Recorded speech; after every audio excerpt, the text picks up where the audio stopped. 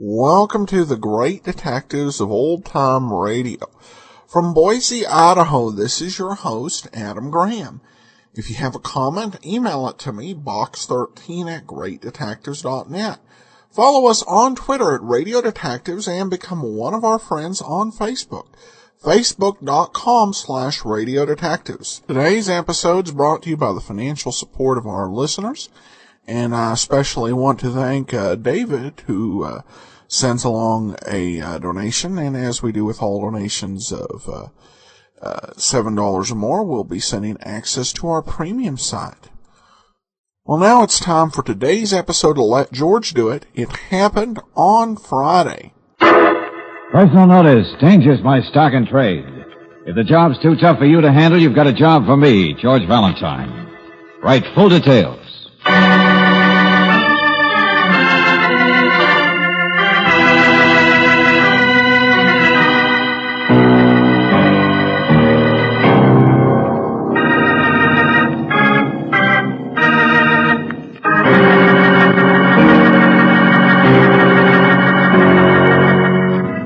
Standard Oil Company of California invites you to Let George Do It.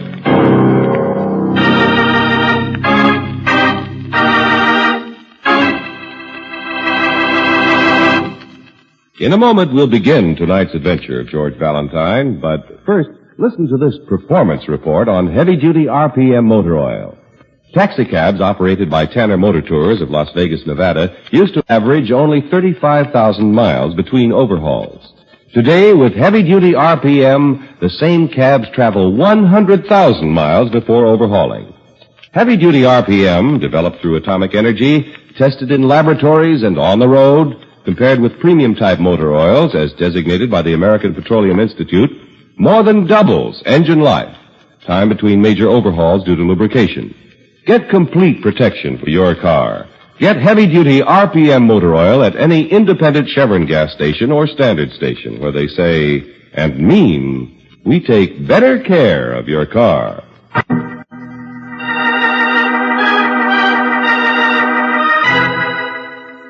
It happened on Friday, a transcribed adventure of George Valentine.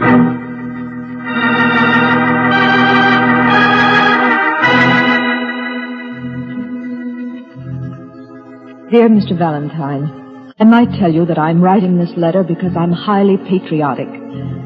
I might say I'm writing because I want to see my husband in more trouble than he's already in. Neither would be true. I happen to love my husband, and I want him brought back to the United States alive. If you and your assistant are prepared to take a rather lengthy trip, please call on me on receipt of this letter, and I will explain what cannot be put in writing. Yours sincerely, Lois Craig.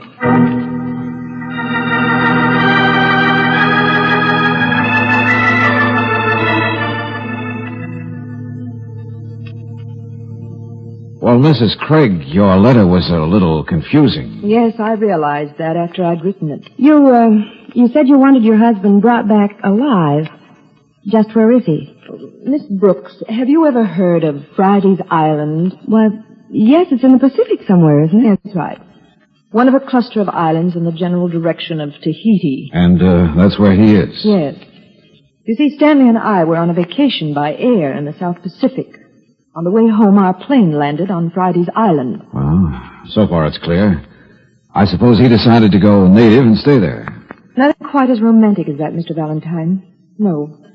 Just before our plane took off, he said he was going back to speak to the stewardess. When we were in the air and he didn't come back, I investigated. He wasn't aboard? He hadn't spoken to the stewardess. Just stepped off the plane and disappeared. Oh. Well, what did you do? Wouldn't they turn back and pick him up? Well, the captain of the plane sent a radio message to the airport to locate him. He was there, all right. But he sent word back to me. What sort of word, Mrs. Craig? Just that I should continue on home, that he had some business to attend to on the island and would come on when he'd finished it. What possible business could he have on a little Pacific island? Well, I have my suspicions. That's why I sent for you. Yeah. But couldn't the authorities help you? If what I fear is true, I don't want the authorities to know about it. Well, I wonder if you could clear that up a little. By the way, what's your husband's business? He's a writer now. Well, wouldn't that explain his stay on the island, Mrs. Craig? Research, atmosphere, something? Not quite. You see, there's an organization, a very secret circle on Friday's Island, known only as the Group. Sounds like a communist setup. That's exactly what it is. Stanley found out, I don't know how, that the Group has practically completed plans for taking over the entire area. Well, that all sounds plain. Obviously, your husband knows what would make a great magazine, a newspaper story. I haven't told you one thing. Up until 2 months ago, my husband was in the Justice Department. He was relieved of his position because of what they term security reasons. Oh, yeah, I see what you mean now, Mrs. Craig. But perhaps you're just jumping to conclusions. I'd hoped so myself, Mr. Valentine, until yesterday.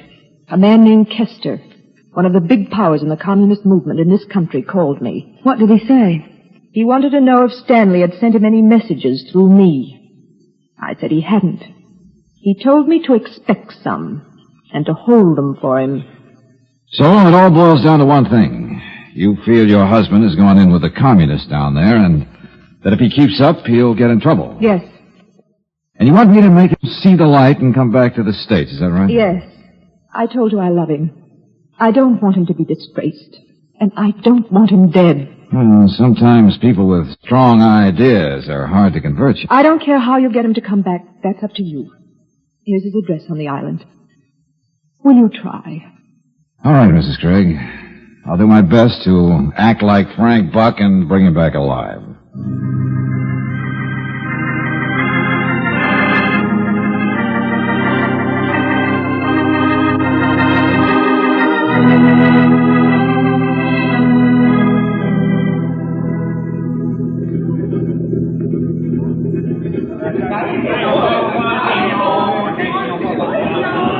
So this is Friday's Island, Brooksy. It's pretty, George. Blue skies and palm trees. Yeah, and slow-moving natives.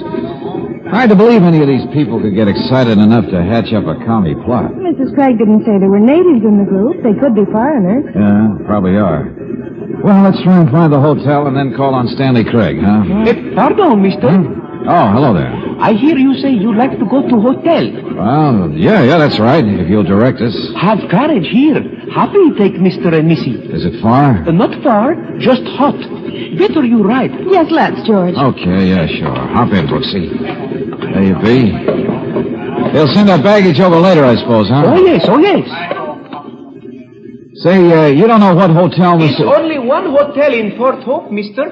It's called the International. Oh. Surprised they don't call it the International, Angel. What you say? Oh, nothing. Just a little private joke. Oh, joke. We go. George, what's the bell for? People know we come. Make pretty sound. Oh, yeah. Say, boy. Name is Leon. Leon Singh at your service. Okay, Leon. Say, tell me, is this address far from the hotel? Let's see, here it is. 17 Bank Street. 17 Bank Street? Yeah, that's right. Not far. Down by waterfront. You want to go there? Yeah, but we'll go to the hotel and register first. You want to wait for me? Oh, yes, I wait, mister. I see you get to Bank Street very safe.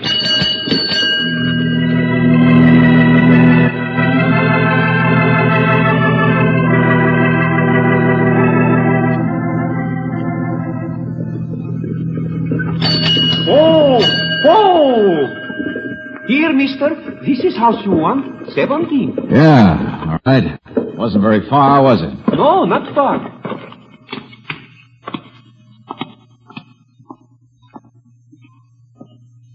I make knock on door. Well, look, I don't need all this service. Well, thanks anyway. You know person who live here, maybe? No, not yet. Yes, what Oh, hello. I'm looking for Stanley Craig. Mr. Craig is not in. Oh, that's too bad. I have a message for him. Perhaps I can take it. Step in, Mr. Valentine. Leon will wait. Where is the young lady? Oh, hey, now, wait a minute. You know who I am? Certainly I know. You and Miss Brooks arrived on the plane at 2 o'clock and registered at the International. Yeah. Well, who are you? Graniff is my name, Nicholas Graniff. Now, about the message for Mr. Craig. Who is it from? Why, it's from Kester, if that's any of your business. Oh. Then it is very much my business.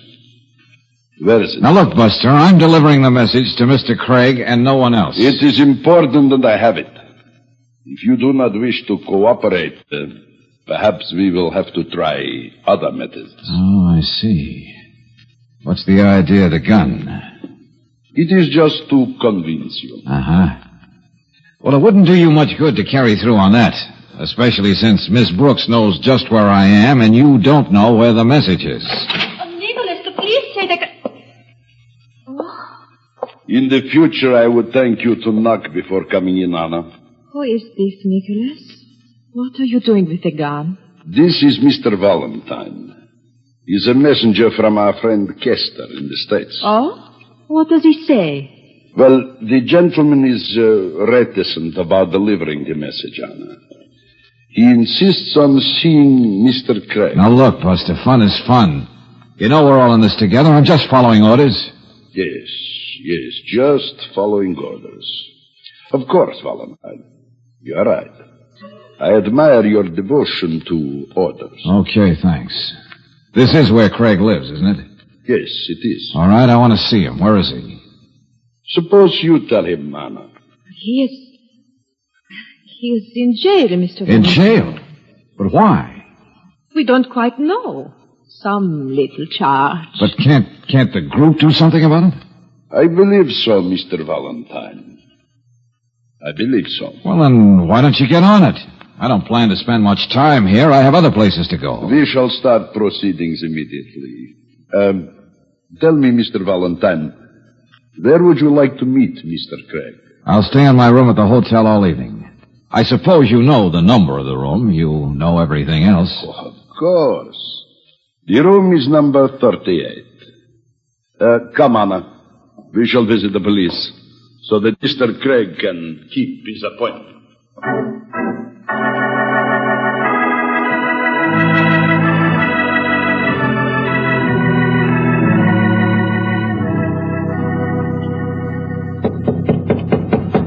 Just a minute. Yeah? Mr. Valentine? Yeah, that's right. I'm Stanley Craig. Oh, well, come in. Thank you. Mr. Valentine, I understand you have a message for me. Yeah, that's right. From Kester. Well, no. No, I'm afraid that was a little white lie. Then just why did you want to see me? Mr. Valentine, we don't go in for little white lies. No, I'm sure of that. I'm afraid the group wouldn't like that. You are quite right. Well? My message is from your wife, Mr. Craig. My wife? She all right? She's quite all right. She's just afraid that you're not. Oh, nonsense. You can see that I am. For the present, yes, I can. But how long can you go on? What do you mean by that? Mrs. Craig sent me to bring you home. She thought I might be able to reform you, I guess, but, well, I see it's not easy to take anyone from the group. No, it isn't. Now, look, Craig, why do you want to gamble like this? Why don't you come home to your wife, forget the whole thing? I can't, Valentine. I'm in too deep. I've got to see it through. Tell her that. Well, I don't know what more I can say. There are cigarettes in this box? Yeah, go ahead, help yourself. Thanks, I will. You have a light? Yeah, sure, yeah. Thanks. Valentine, I had already guessed your mission. Now listen to me. I'm listening. I put a paper under the cigarettes in that box. If anything happens to me, read it. Do what it says. Wait a minute. I don't get it. We are very careful in the group, Valentine. We never know who may be listening. Yeah, okay. Mr. Valentine, I suggest that you stay here in Port Hope for a few days. You may be able to deliver an important message back to the States for me. Well, okay. See you later, I hope.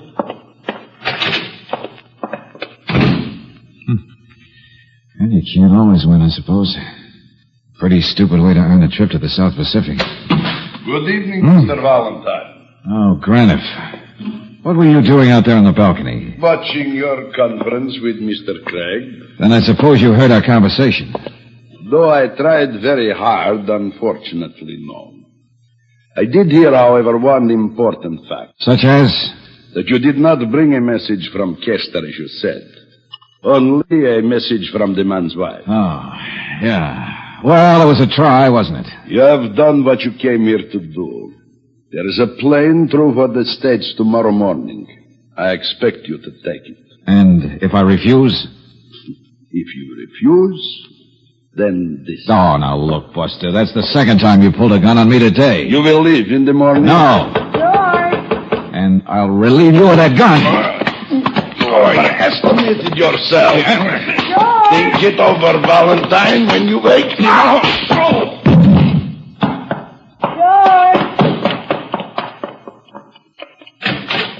Darling, are you... George!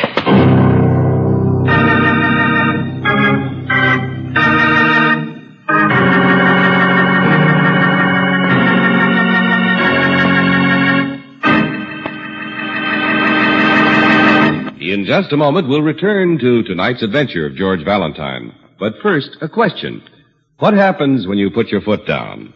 On the accelerator. Do you feel a surge of power? Do you sail forward smoothly and effortlessly? Or has a one-feature gasoline got your car acting old before its time? Remember, the feel behind the wheel depends a lot on what's in the tank. So if habit has you buying a one-feature gas that's robbing you of real driving pleasure, then shift over now to the gasoline with all 8 Chevron Supreme. Any gasoline can be made to stress one feature at the expense of others. Chevron Supreme gasoline gives you not 1, not 2, but all 8 high-performance qualities in correct balance. Full power, quick starting, fast warm-up, anti-knock, vapor lock prevention, area blending, smooth acceleration, and economy mileage are all yours in every gallon of Chevron Supreme. Stop in soon and say, fill her up with Chevron Supreme gasoline at any standard station or independent Chevron gas station where they say and mean we take better care of your car.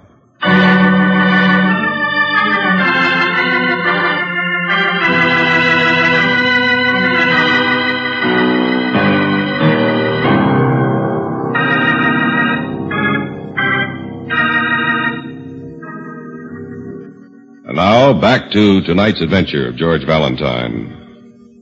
You're hired by a woman who believes her husband is in danger because, as an ex-employee of the Justice Department who lost his job because of communist ideas, he has become involved with an organization on a South Pacific island known as the Group. Your man doesn't seem willing to cooperate, and when he's left your hotel room, another character appears to order you off the island and impress his order with a knockout punch. If your name is George Valentine, you come to with a familiar voice in your ear. George, darling, what happened? Oh, Brooksy, where did you come from? Did Craig do this to you, darling? I heard voices. Oh, no. Craig didn't do it. It was that goon boy. Will you please make sense, George? Well, I'm trying to, Angel. I'm trying to. I should have used my right instead of my... Oh, hey, wait a minute. Will you please lie still, George? If you get up... A cigarette box. I'll get you a cigarette. I don't want a cigarette. Then what? Hey, throw the catch on that French door to the balcony, Angel. Well, all right, but... Yeah, sure. At least he didn't get this. Pull the drapes, will you, Brooksy? All right, George. That's better. Okay, now let's see. Don't you think that Hey, wait a minute. has Listen to much this. If anything should happen to me, please take possession of very important information hidden in my room. The instruction will be sufficient to guide you in its use. Use great caution. Graniff and the others will try to take it from you. I still hope to see you when the job is done, Craig. Well, what does that mean? That's what I'm wondering. If it's what I think it is, Mrs. Craig had real reason for worrying about her husband. I don't think I quite follow you, George. That's probably because I don't quite follow myself, I guess. But it's just a hunch. Come on, let's get out of here. Darling, where are we going? To the airport. But I haven't packed Don't yet. have to this trip. I just want a little information. Information about what? Stanley Craig. I don't know who to trust in this place, but I think we'll take a chance on the boys at the airline.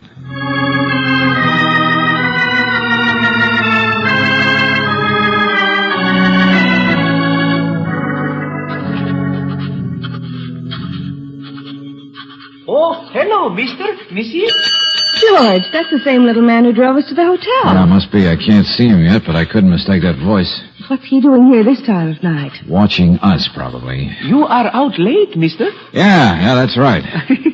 I know. You make arrangement to leave on the plane tomorrow morning. Yeah, that's right, too. I go with you. Maybe I help. Oh, I think I can manage all right, Leon. You get in the carriage and stay with him, Brooksy. He can drive us back to the hotel. Well, all right, darling. Good. Be right back.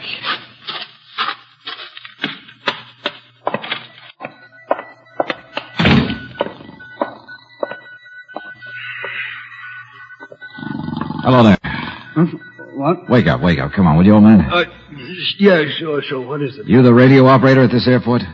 Radio? Yeah, sure. Radio operator, ticket agent, All right. dispatcher. I want to send a radiogram. I want you to send it for me. Oh, no, just a minute, Bud. This is an airport. Official business only. Now, look, there's an office in the hotel. Suppose if you don't want trust anybody to send a very important message. Yeah? How important? Enough to affect the lives of a lot of people. Oh? All right, here you are. It's all written out for you. Think you can get it through for me? Department of Justice, Washington, D.C. That's right. Will you do it? Sure. Good. And when you get an answer back, hang on to it until I come back for it, will you? Hey, this is dynamite, Mr. Valentine. You'll find the signature at the bottom. And here's something for your trouble. Oh, no, sir. I wouldn't take that. I'll buy yourself a couple of hula skirts to send to your girl. I'll be back in a few hours, and let's hope you've got an answer.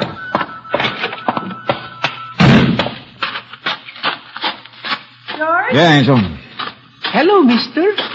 You got your tickets? Yeah, sure, Leon. Plane be here tomorrow morning. Maybe 9 o'clock. Yeah, sure.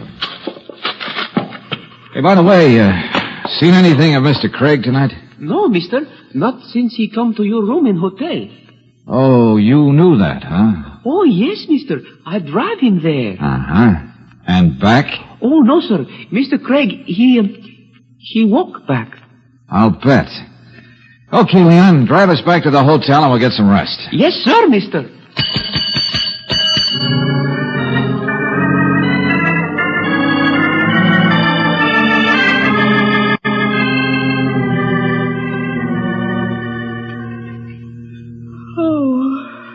George, Yeah, Angel? getting awfully sleepy around here. Couldn't I go to my room and go to sleep for a while? Oh, sure, I'm sorry.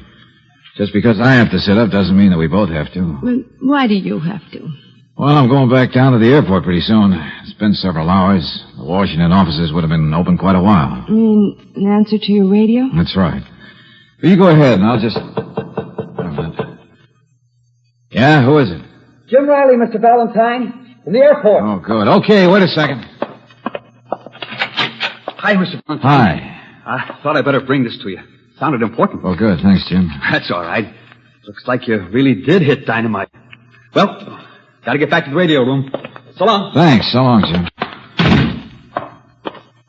Uh-huh. What is it, George? Dynamite, Angel, like the man said.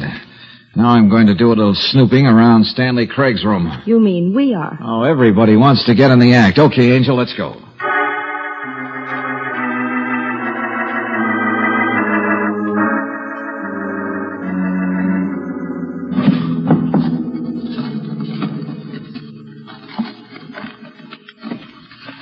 George, why do you suppose Stanley Craig isn't here in his room? Don't know, Angel.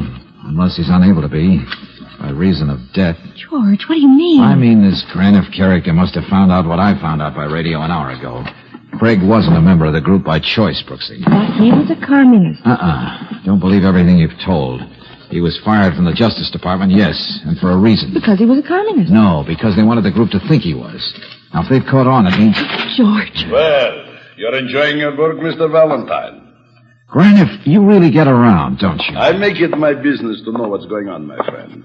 Come on in, Anna. I'm coming, Nicholas. So, you're a smart young man who thinks he can take matters in his own hands, eh? How wrong you are. Yeah. Yeah, I guess you're right, Graniff. I suppose we'd better take your advice instead, huh? That plane out tomorrow morning? I'm afraid you are wrong about that, Valentine. I do not think you will need to make a reservation. George, what does he mean? Anna, Yes, Nicholas. you are quite adept at using a gun, are you not? Yes, but why do you ask me to do this? I am asking you to do nothing, Anna, except to keep a gun on these people. I'm going to the group. We will decide what to do with them and Craig. Oh, very well, Nicholas. You won't be long. I will be back in an hour.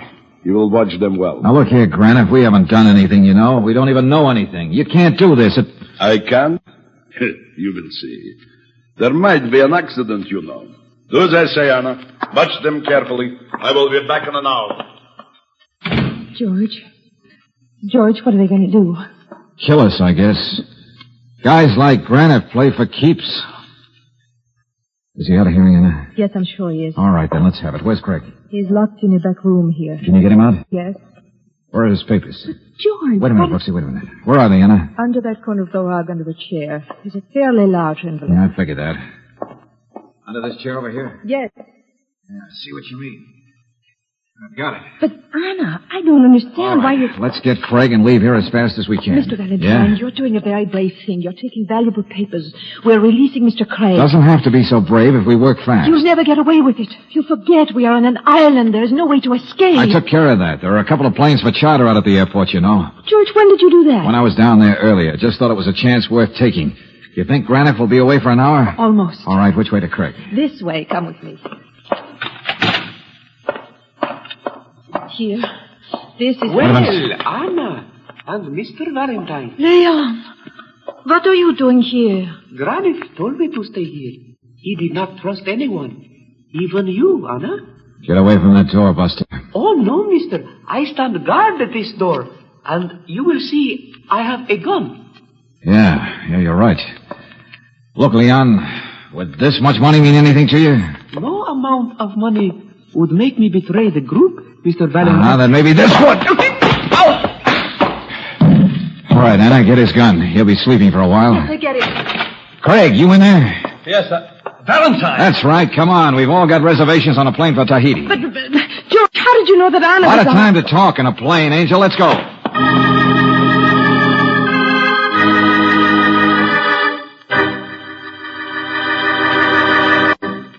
Here's the easiest way I know to keep your tires safe. Let the car savers at independent Chevron gas stations and standard stations keep your tires properly inflated.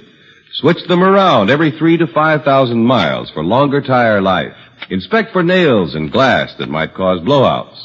Tire inspections are free, and tire switching is a car saver service you can purchase with your Chevron National Credit Card.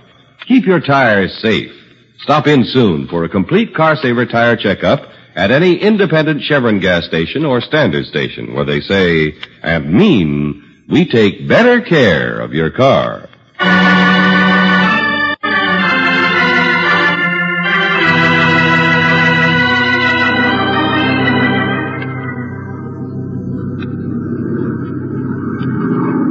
Now, if you two will excuse us for a moment, I'd like to check over these papers.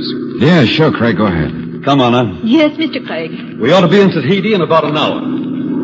George, Oh, yeah, Angel. how did you have the idea that Anna would be with us? Oh, very simple, very simple. She winked at me. She did. Mm-hmm. The first time I saw her. I guess she knew I was a phony all along. Oh, well, I don't think you're a phony, darling. You don't? Thanks, Angel. You could wink at me, couldn't you? Hmm? Oh, sure. How's this? I like it. Okay, I'll do it again tomorrow. Now, just sit back and relax. We've had a very busy day. Oh, George!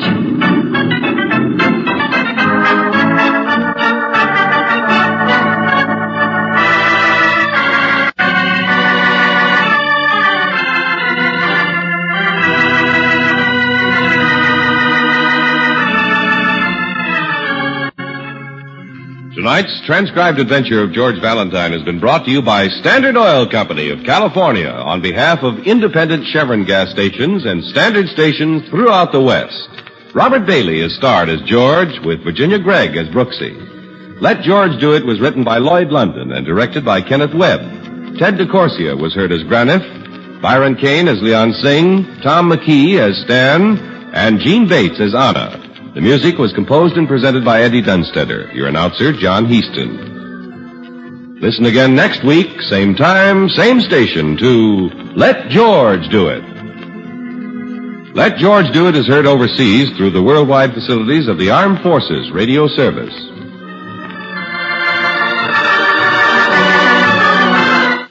This is the Mutual Broadcasting System.